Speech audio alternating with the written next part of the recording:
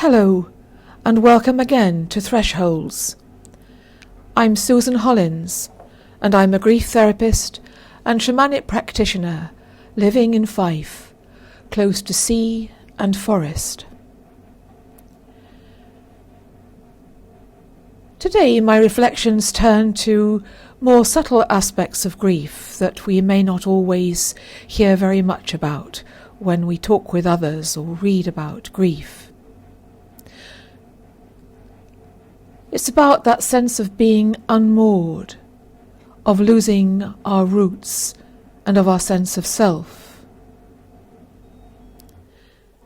For there are times in life when we recognize that someone or something has held us in place in profoundly good ways without us realizing it.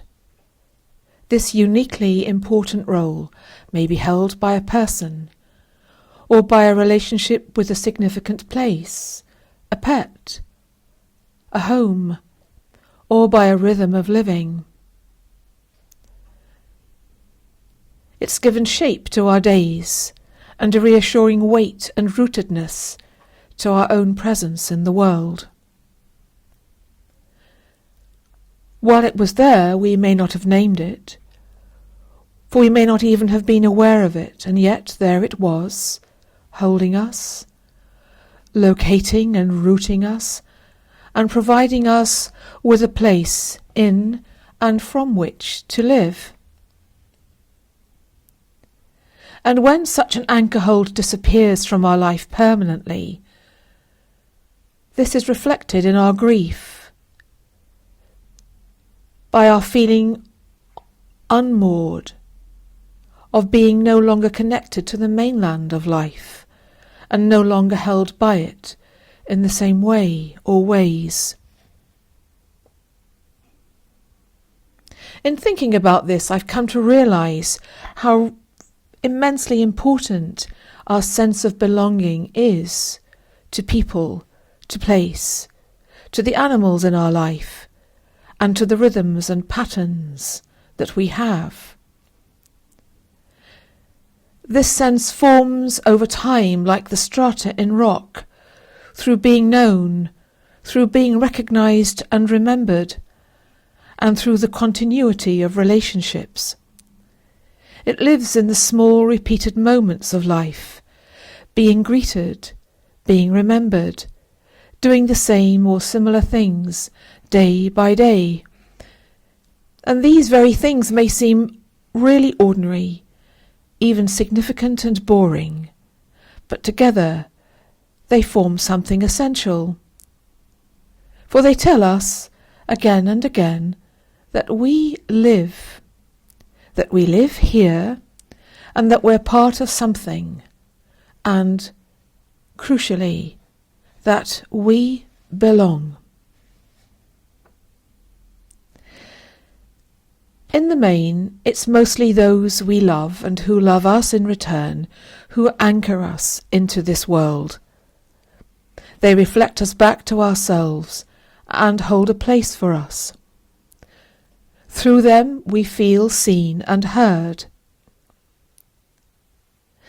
Being unmoored by grief, being untethered, manifests in various ways. For example, we may wonder whether to remain where we are, in our home, in our town, our village. Do we stay in the same home? Or would it be better to move, perhaps to somewhere smaller, or closer to family or close friends? These are understandable and often very practical questions, but they're not just about our home and where we feel at home. They're also questions of our identity, of our belonging, and of our place and sense of place. Our home may have been part of a shared life that has now been lost, at least physically. To move at such a time can be to experience a second unmooring, not only the loss of the loved one, but the loss of the place, the home, in which that life together was lived. while remaining there, may also carry its own weight and sense of absence, which, becoming unbearable, drives us to ask where else we might live. And so too in the early months after loss, it can feel as though the ground beneath our feet is unstable. Our own sense of self, of belonging, and of orientation in the world shifts and unsettles, rather like the needle on a compass which fails to find north. And decisions made from this unstable, insecure state will not reflect where we'll eventually come to rest. And so allowing time, as long or longer than a calendar year, can be really important to allow some inner steadiness to return. For the question about where we might live, where we might belong, isn't simple, and it's important that we don't rush to provide ourselves with a neat and tidy answer. And there is also something more subtle to name. I describe this as a thinning, as if we've become less substantial both physically and in every other way. In the early weeks after a loss, this may be a natural part of our emotional, psychological and physical shock following upon it. We may feel as though we're looking at ourselves from the outside, watching our life unfold rather than inhabiting it. And our sense of being here diminishes, while we feel less embodied, less grounded. And this experience can be remarkably unsettling, although it's a recognised response to a major loss, a way in which we protect ourselves when we're far from being able to take in the brutal reality which has entered our life so rudely. We step back, for to step into the brutal reality is far too much to bear, to contemplate. The technical clinical term for this is dissociation, and many of us will experience it in a variety of forms during our lives, and particularly during times of immense stress and distress.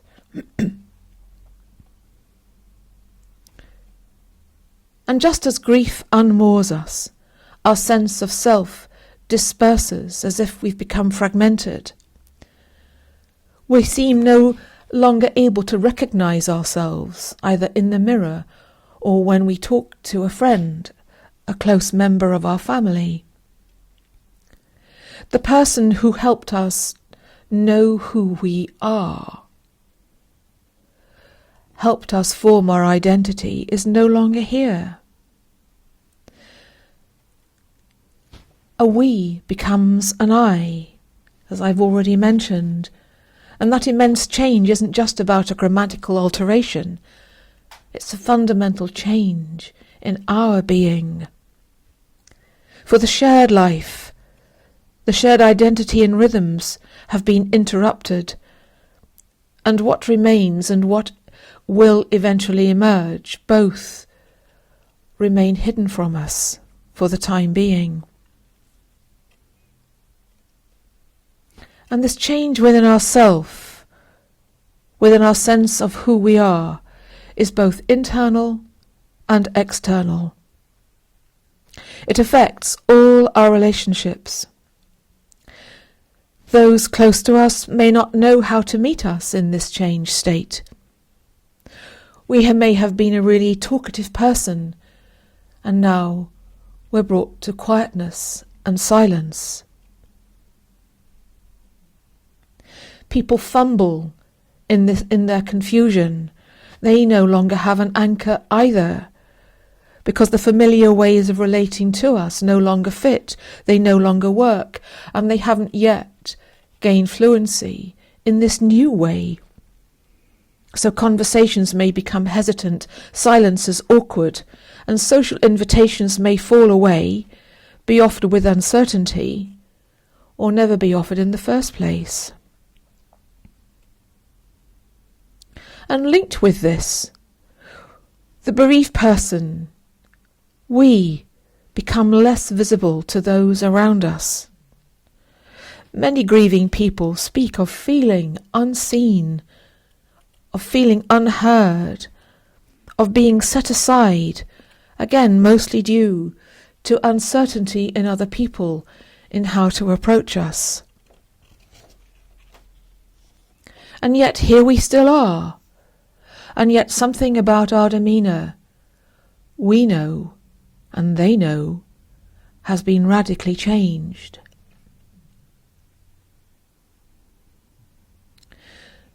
We may also feel, in the weeks and months after our major loss, that I don't want to be here anymore. This can creep up on us immediately or some months later. Having such thoughts and feelings will undoubtedly and do trouble us. Generally, it's not that we want to die. It's more of a guttural response to the visceral awfulness of what has happened to us. When this thought, this feeling arises, I don't want to be here anymore, it may be an expression of feeling unable to recognise or relate to the vastly altered life that is ours now. However, when we hear this said by those close to us, we must always take it seriously, ask questions, find out what the person means, how they're really feeling, and how we might help them.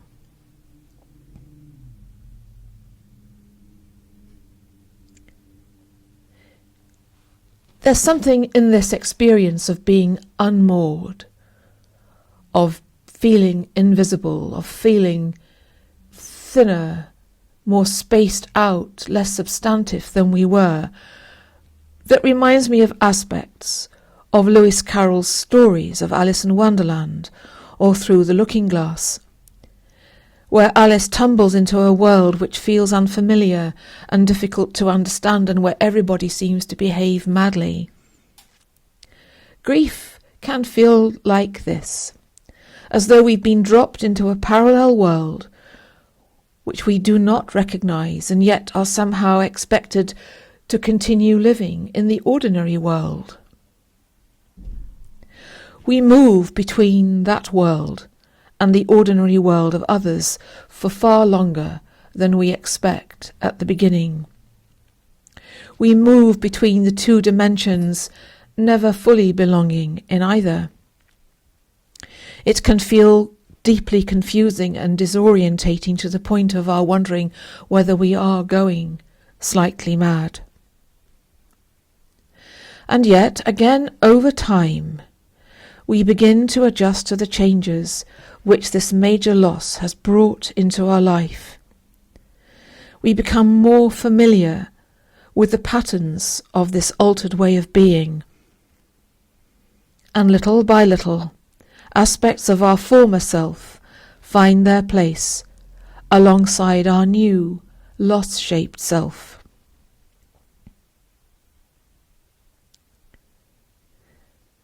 So too, the metaphorical ground beneath our feet may once more feel firm and steady, reflecting our own deeper awareness and newfound stability.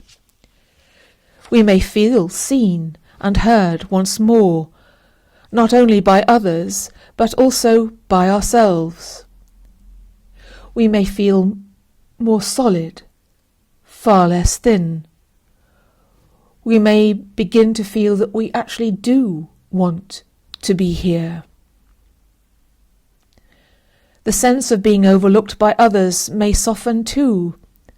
Some relationships may deepen, other relationships may have become collateral damage, while new, perhaps surprising ones grow. As we learn to live with grief, we'll continue to move between the slightly crazy underworld of grief and ordinary life, becoming more sure-footed in the ability to live in both worlds at the same time. Until next time, and thank you for listening.